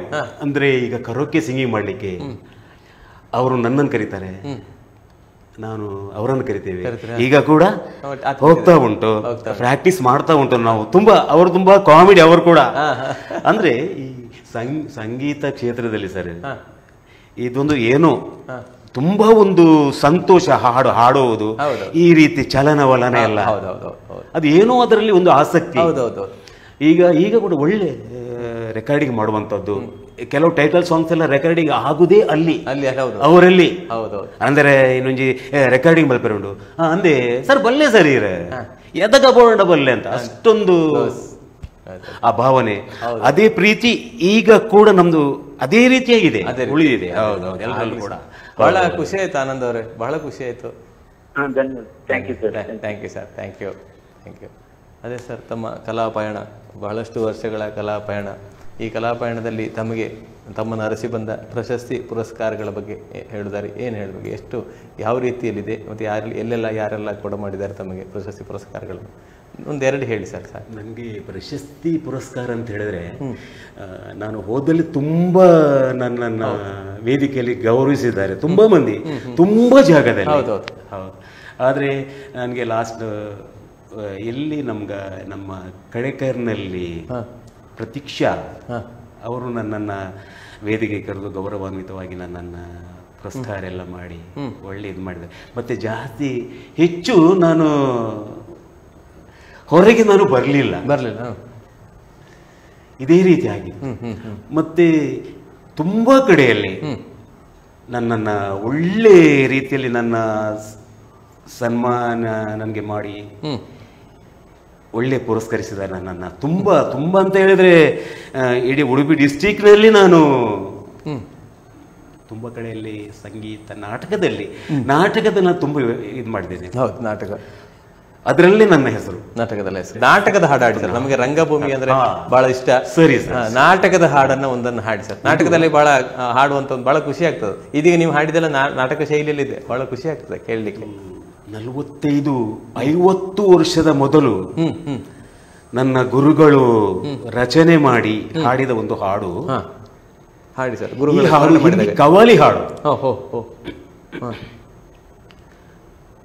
ಒಂದೇ ರಾಜಲನಿನನ್ ಕಾತ ಕೊಲ್ದೆ ಪೊರ್ಲು ತೋಟೊಡುಯ